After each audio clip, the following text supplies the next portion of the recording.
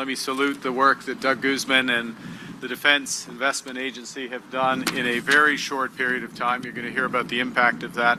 I'd also like to begin by acknowledging the leadership of the Minister of Industry, Mélanie Joly, and the Minister of National Defense, and the partnership, along with Secretary of State Fuhrer, the whole government, getting us to where we are. I want to salute my caucus colleagues, Cody Blois, Chris D'Entremont, Alana Hurdle, Braden Clark, and Jaime Batista. And I want to thank Premier Houston for being here, for his leadership, our partnership in energy, in defense, in finance, across a wide range of areas, building Nova Scotia strong, building Canada strong. You know, it was 3 months ago, not far from here. We had to be inside because it was raining unusually. It was 3 months ago. We were here, right here in Halifax, announcing that Canada had achieved NATO's 2% defense spending target for the first time since the fall of the Berlin Wall. And what we emphasized then was that this was not a ceiling for Canada's defense investment. It was a foundation. Because in a more dangerous and divided world, Canada must do more to defend ourselves, to secure our sovereignty, to support our allies. And today, we're building on that foundation in a way that makes us stronger, makes us more independent, more prosperous. The assumptions that had shaped decades of Canadian defense and foreign policy have been upended. Put another way, history is back with a vengeance. We face numerous and growing threats, from incursions in our Arctic to attacks in our cyberspace. The nature of warfare is changing rapidly, driven by a proliferation of drones, autonomous systems, hypersonic missiles, to name a few. The world's changed, Canada must change with it. Nowhere is that more evident than on our seas and in our Arctic. Our Arctic is becoming integral to the security of North America and to the security of NATO's western flank. Our frozen seas are increasingly open, bringing new threats and opportunities. Commercial vessels can increasingly transit our waters, shortening the journeys between continents, connecting us to the world's largest markets. Canada's allies are relying on our resources, including critical minerals, to secure their supply chains. More menacingly, authoritarian regimes are increasingly assertive. The burdens within our traditional alliances are shifting. And middle powers such as Canada are seeking greater strategic autonomy through partnerships amongst the like-minded. We must meet both the realities of a changing climate and that new geopolitical landscape. The sovereignty of our country, bounded by 3 oceans and the world's longest coastline, depends on our maritime capabilities. And I want to salute the women and men of Canada's Navy for leading that.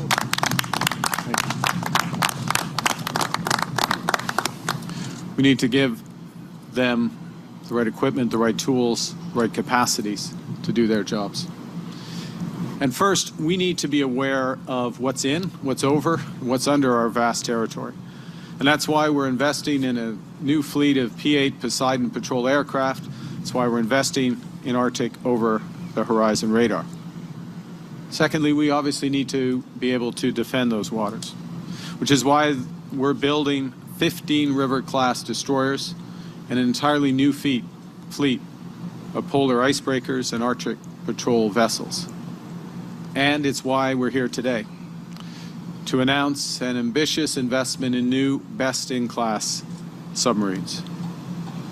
Les sous-marins peuvent patrouiller sans être détectés, empêcher les adversaires d'accéder à notre territoire, recueillir des renseignements et projeter notre puissance dans des zones où aucun autre appareil ne peut opérer aussi efficacement. Depuis des décennies, le service sous-marinier du Canada s'acquitte de ses responsabilités avec brio. Toutefois, nos sous-marins de la classe Victoria arrivent à la fin de leur durée de vie opérationnelle. Seul l'un de ces 4 sous-marins est encore en état de navigueur, une capacité insuffisante pour assurer une présence crédible c'est plus de nos 3 côtes à la fois, c'est évident. Les marins qui servent à bord de ces appareils ont déployé des efforts extraordinaires pour maintenir cette capacité essentielle pour le Canada. Cependant, le dévouement à lui seul ne suffit pas à remplacer la modernisation. Today, as part of our commitments to defend Canada and to support our allies, I'm pleased to announce that Canada has selected TKMS as the preferred supplier for Canada's patrol submarine project.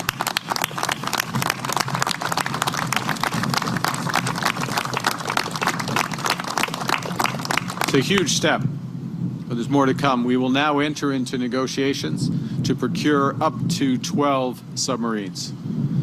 And that process is commercially sensitive.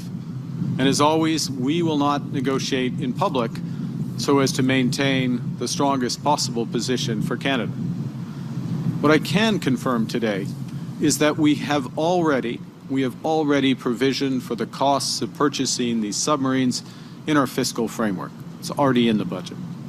And I can confirm that this procurement will be the largest in Canadian history, and that by design, and Doug Guzman just alluded to this very lightly, by design, this process will have far and away the greatest economic impact of any defense investment right across Canada.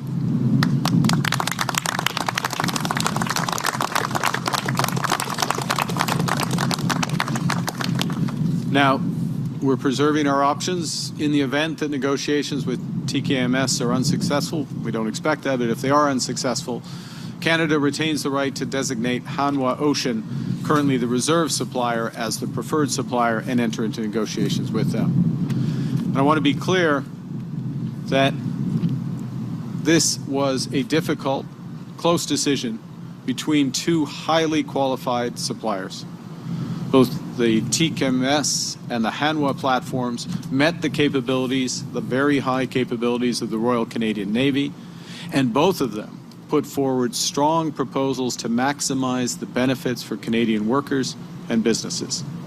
And on behalf of the government, on behalf of the Canadian people, I would like to thank both bidders for the extraordinarily thoughtful, comprehensive, and cooperative proposals that they and their government submitted.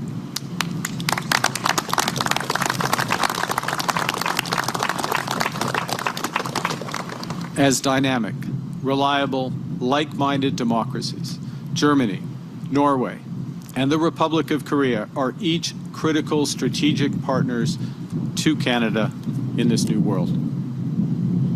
Now, in the end, this decision was about choosing the absolute best platform and partnership to meet Canada's combined strategic, security, and economic interests.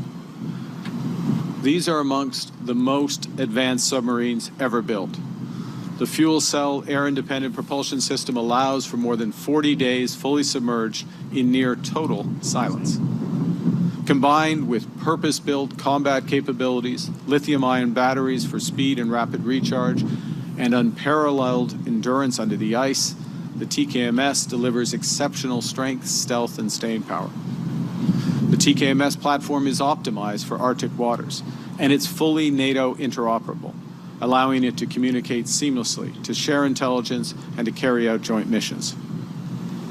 The submarine is proven and capable. It's widely used by our allies.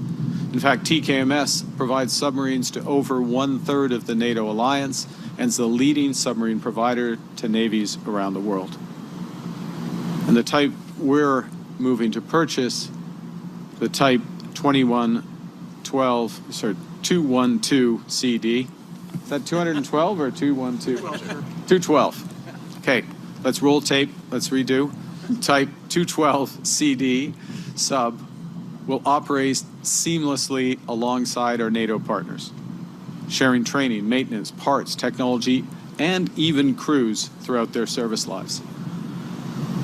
In addition, TKMS has offered to reallocate boats from the German and Norwegian orders, allowing for early delivery of the first 4 submarines by 2034.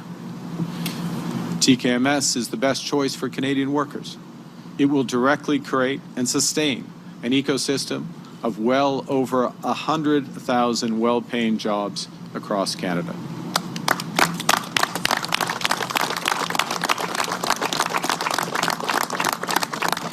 And in its initial phase, this project will put Canadians to work on the direct construction of these submarines. That means welders, pipe fitters, engineers designing the next generation systems, machinists building precision components, researchers advancing the technologies of tomorrow. As the project matures, we'll build the infrastructure to house this fleet, the shipyards, the jetties, the dry docks, and the support facilities that will employ iron workers, electricians, pipe fitters, heavy equipment operators in communities right across Canada. And we'll build the capacity to maintain and sustain these submarines, creating long-term, stable careers for technicians, engineers, skilled tradespeople who will service this fleet for its long operational life. As a condition of the contract, fully 100% of the value of our investment must be matched with investment here in Canada. And well, as I said, we won't release the final contract price until the commercial negotiations are completed. We can confirm that this means Canada will receive tens of billions of dollars in investment from TKMS, investments that impact every region of the country, investments across key defense and industrial domains, including space, munitions, autonomous technologies, critical minerals, and R&D. So that means in Vancouver and Halifax, our best engineers will build a sustainment capability that will keep this fleet in the sea for decades. It means in Montreal, high-tech innovators who build simulators will train the sailors who serve aboard it. In Calgary, our clean energy companies will help power it. In Manitoba, our aerospace technicians will help build the torpedoes it carries. And students in our schools today, studying engineering, the trades, advanced technology, will graduate into a job market that's richer in opportunity. So these subs will strengthen our defense industrial base. They'll deepen our partnerships with trusted allies, and they'll open new opportunities for Canadian businesses in European supply chains. En effet, c'est bien plus qu'un simple projet d'approvisionnement. C'est un partenariat à long terme.